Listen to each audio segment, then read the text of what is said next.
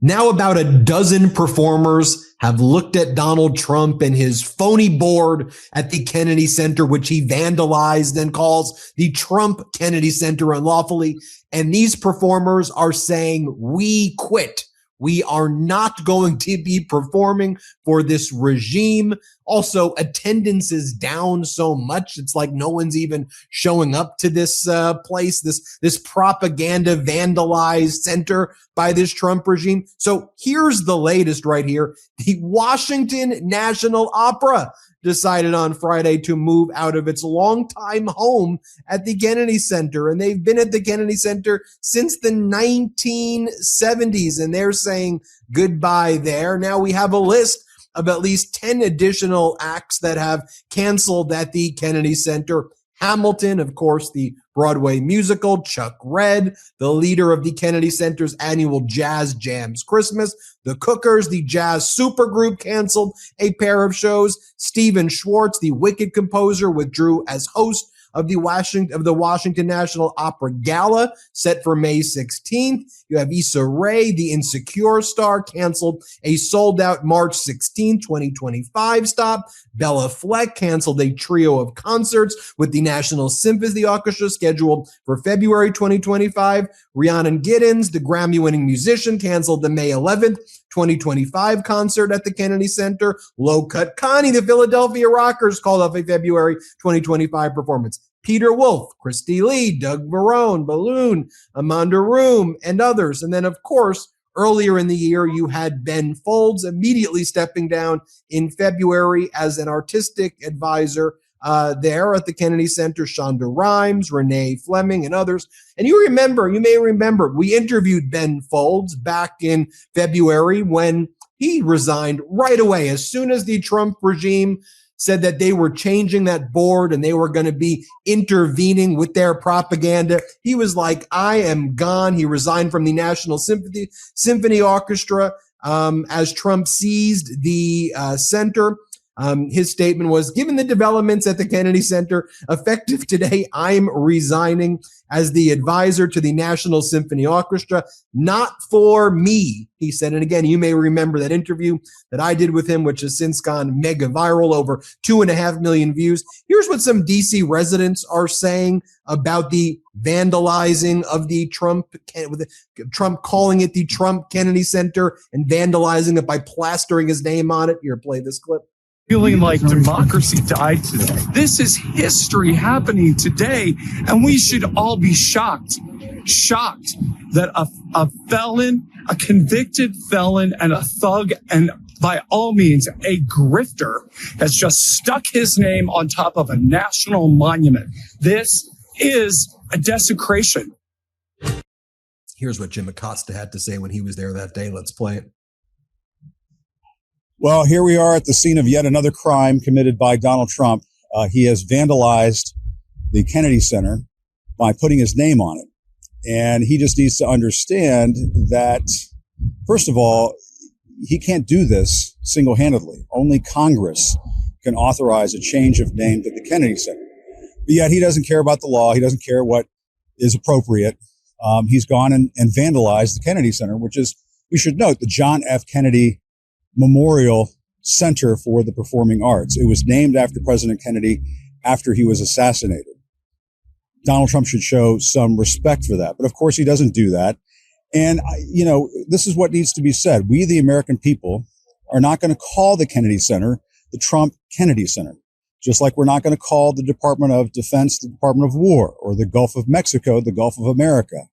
We, the sane, rational American people, are not going to go along with that. So Trump can act like a child. He can be a vandal, put his name up on all of these buildings, but it's not going to change what the rest of us do in response to what has been a childish and lawless administration. Now I want to bring in Ben Folds, American singer, songwriter, and composer. Ben Folds, great to have you back on the MeidasTouch network. And we interviewed you when you resigned as artistic advisor to the National Symphony Orchestra back in February. A lot has happened since our last interview. Talk to us about what you're seeing right now with Trump vandalizing. How do you contextualize all of this? Well, it's really sad. the Kennedy Center had so many great missions, and it is a memorial as well. It's as close to sacred stuff as you can get for our federal government. But aside from that, it really is playing out roughly the way that it felt it would for me a year ago. And I'm not saying that I understood how events would unfold exactly, but it was clearly the first step it was an authoritarian move. It was an authoritarian first step. And like, obviously they weren't going to start by trying to steamroller late night comedians. They thought they would run over us first. And that's much easier because it's close to home and they know what they're, and know how to do it. But now the things that are happening are no surprise because that's, it wasn't just him. I think people misunderstand. It's not just him going in wanting to book bands or something. It's commandeering, the government's, the arts. And then from there, that's expression. That's freedom of expression. And from there, you move on to the networks and to Stephen Colbert and Jimmy Kimmel and 60 Minutes. And you just keep steamrolling. So I was sick on my stomach when I quit because, one, I knew they were going to run in the ground. No one that they were appointing had any experience in arts administration, but that was never the point. The point was to take that, run over it, and move on. So it's rotting over, next to the Potomac in the moment, and it's just sad, One of the things that we talked about back in February was how the Kennedy Center was actually a place where people who fled repressive regimes, whose artistic endeavors and pursuits were harmed and squashed by authoritarians, could play. The National Symphony Orchestra. You talked about the history of some of these composers here who played at the Kennedy Center as a celebration of freedom that they found in the United States. And so you, as a student of history, saw the moment that Donald Trump was doing what he did with that board. You said, this is just authoritarian 101. Talk to us about that unique history of the. Yeah. Well, the Kennedy Center and the National Symphony Orchestra, who of course was an orchestra before the Kennedy Center was there. They're a separate entity. They're just trapped in the building right now. But the National Symphony Orchestra, one of the first directors of the orchestra was Rostropovich. His name is so long that everyone just calls him Slava. So, he was Shostakovich, who's famous, Dmitri Shostakovich, famous composer. He was basically his right-hand man, an incredible cellist and a great conductor. And he fled the Soviet Union. And he found himself the director of the National Orchestra, Symphony Orchestra at the Kennedy Center. And, like his homie, Shostakovich. Shostakovich was constantly in danger of being arrested, his friends being arrested, tortured, killed, because he was trying to make artistic stands. So what when you see, a place being taken over like that, you can think about what Slava would have thought coming from the USSR and being able to express himself, being able to play his friend's music, Shostakovich, there without being threatened, because the government had no say. Politics, government, dictator has no say over the arts. You leave that alone. That's for the people. When they want to take that over, that's just propaganda. And so that is what made me sick to begin with. And nothing that's unfolding now seems surprising. Putting Trump's name on the place, it's like, it's like he's, spray painted his name on the side of it, but it's still the center it was. It's just being held hostage at the moment. And I'm kind of, in some ways, I think it's like, it reminds me of the photograph of, or the footage of Hitler in front of the Eiffel Tower. Like, look what I've got. That's what it seems like when he put his name on it. What does it tell you, though, when you see the resignations and the other individuals quitting? And everybody has their own time for it. I don't fault someone who waited a little bit later or whatever. I mean, you took the stand when you did because you saw what was happening and you studied history that way. But what do you make of what's happening, especially when it's like the Washington National Opera that's been there, for basically 50 years. Yeah. And then what do you say to other individuals there who are performing, but they're uncomfortable and they're afraid, are we going to get sued by Rick Grinnell? And he's like, how do you navigate this? First, what does it say to you about the resignations? And how do you think people navigate it? Well, it's tricky because it's really different for everybody. I mean, for instance, my friends in the National Symphony Orchestra, some of them have varying views about how they should be handling this, but nobody's happy or inspired by it. They're really worried about their jobs, and they're in a different position than me. I was in a position to draw attention to this, and I knew that as a curator, that there's no way that I could curate fairly and safely. I can't bring in artists and who might have different views than Rick Grinnell or Trump. I can't bring those people in. Like, look, they had Yasmin Williams, booed that they paid to do it. So yeah, I think that everyone has to find their own space there. I personally wouldn't touch the place while it's nuclear right now, because I don't think that I wouldn't feel safe playing there. I wouldn't think that I was in good hands. I wouldn't think people are going to show up. Even if I'm just going to be a total capitalist about it, it's like, yeah, let the market speak. How's the Kennedy Center doing?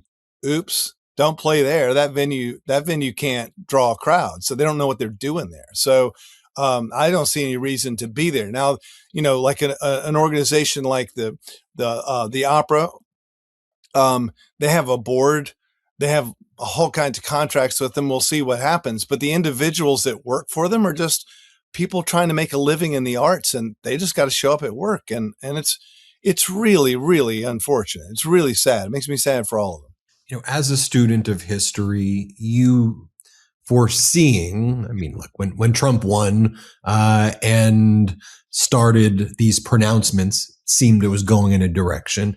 But, recognizing what it meant when he had his eye on the Kennedy Center, you were able to say that, there's something specific about this view of dominating a cultural zeitgeist that authoritarians in the past have seized on. And he has that, demented, malignant, narcissistic grasp. But like now where we're at, we're a year into this thing, there have been big No Kings protests.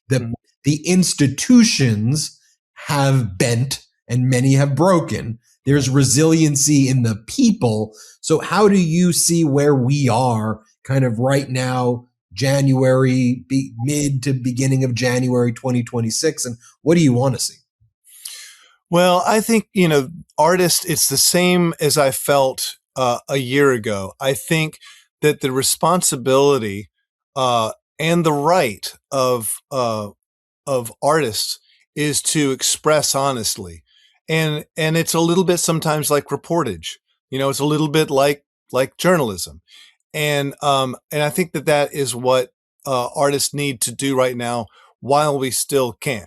Obviously, you don't have to do it at the Kennedy Center. It was an amazing place with an amazing mission and all kinds of, access to facilities, and it was beautiful. And by the way, it used to make, some money, and now it's like not run well. But the artist right now, we should all be expressing ourselves there was a time, I think, and I came up in this era of the 90s, this sort of shut up and sing era where you're worried you're going to alienate your artist. I think right now is the time to absolutely stand up and express yourself. If that's political, do it. If it's social, do it. If it's what you love for lunch, hey, that's fine too. But be honest in your reporting, because you may not have that luxury if we keep going like we're going. Better to do it now. Better to show up at the protest now than have to show up in the protest in a year and worried about getting, jailed and killed. It's now is the time to and the artist's job has always been to be a little ahead of the curve where things are going. The artist can explain that in terms that no one else is allowed to. It doesn't have to make sense. It has to feel right. And that's what moves people. And the reason the arts are important, and all these people have said they weren't important, that were on the right side of the government, that said, arts don't matter, we don't need to fund it. Boy, they sure thought it was important when it came to the Kennedy Center. They took that over in like 1 month. So the arts are important, and the artist is really needed right now. Yeah, and I see that you're part of the lineup of the Grant Park Music Festival in Chicago, and you're playing in other venues where you're giving people hope there, and areas too that the Trump regime is attacking. And so, yeah. But before we go, anything else you wanted to mention before we go? No, I think when the National Symphony Orchestra has opportunities to play like at Wolf Trap and they're playing other venues, I really would love to see people in the DC area support that. The National Symphony Orchestra is not the Kennedy Center, and they're some of the finest musicians in the country, and they're just basically held hostage inside a building with someone spray painted their name on the outside. No one shows up to their shows anymore, and that's what I would tell people. Ben Folds, thanks for joining us again. Thanks, Ben. Everybody, hit subscribe. Let's get to 6 million subscribers. Want to stay plugged in? Become a subscriber to our Substack at MeidasPlus.com. You'll get daily recaps from Ron Filipkowski, ad-free episodes of our podcast, and more exclusive content only available at MeidasPlus.com.